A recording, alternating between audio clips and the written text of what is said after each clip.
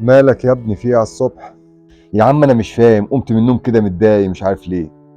حصل حاجة ولا حد كلمني؟ بس جسمي من الصبح كده عامل قلق مش مظبوط. طب اقعد بس كده واهدى شوية، انت لحقت؟ يا ابني عمال تهرش ليه؟ عادتني مش عارف، حاسس ان في حاجة كده من جوه مش مظبوطة، فاهمني؟ طب قول لي بس كده، انت متضايق يعني ولا انت ايه؟ ايه؟ ايه؟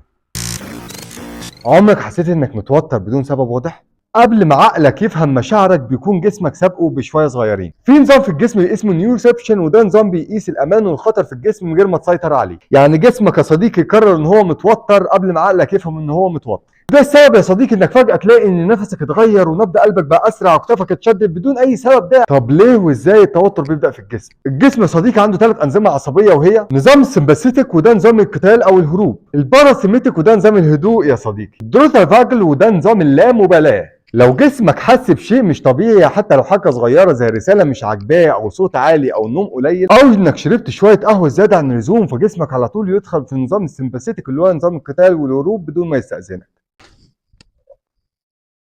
شوية قهوة زيادة عن اللزوم يا صديقي ترفع نشاط الجهاز القتالي عندك لمدة ساعتين وانت مش عارف بقيت عصبي ليه، وشوية بعد كده رجعت اهدى برضه من غير ما يحصل اي حاجة. طيب هو في توتر يا كينج بيجي من الاكل؟ تعرف يا صديقي ان 95% من هرمون السعادة السيروتونين بيتصنع في الامعاء؟ طب اسمع كده، اي التهاب بسيط في المعده او اكله تقيله او تغيير في السكر اللي داخل الجسم يخلي الجسم يحس ان هو في حاله خطر ويقلب حالك. التوتر اللي جاي من الجهاز الهضمي اضعف من التوتر اللي جاي من الجهاز العصبي لكنه اطول في المده. لو مش نايم كويس يا صديقي جسمك يضعف بنسبه 50% لقدرته على السيطره على مشاعره. قله النوم ترفع هرمون الكورتيزول وتقلل نسبه احساس بالشبع وتزيد نبض القلب. يعني جسمك في حاله توتر وانت فاكر انه عادي، كارثه يا صديقي كارثه. وبعد ليله نوم واحده وحشه بس قادره ترفع استجابه المخ للخطر بنسبه 60%، وده حسب دراسه في جامعه بريكلي. ويا صديقي ما تنساش تبص على المصادر كلها تحت في الفيديو وكمل القصه معايا. خد على هنا وفهمني، التوتر يعني جسمك دخل في وضع الطوارئ. طب نرجعه لوضع الامان ازاي ونظبطه كده؟ حرك جسمك حركه بسيطه لمده دقيقه، لف كتفك،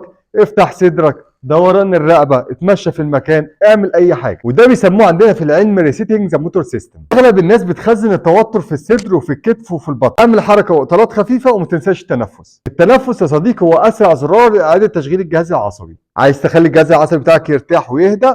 التنفس. ونتنفس ازاي يا كينج؟ اقعد انت على جنب بس انا هقول لهم. رهيق 4 ثواني، زفير 6 ثواني لمده دقيقه واحده. تاخد نفسك وتطلع نفسك تاني. وده يا صديقي يقلل من نشاط الجهاز السمبثاوي اللي هو جهاز القتال في الجسم، ويعيد تشغيل الجهاز الباراسمبثاوي اللي هو مسؤول عن الراحه. اكبر غلطه يعملها اي حد متوتر ان هو يحاول يفكر كتير، لان التفكير الزياده في لحظه التوتر بيزيد من التوتر اكتر. قوم يا صديقي اشغل نفسك واعمل اي حاجه حواليك، رتب سريرك، نظف المكان.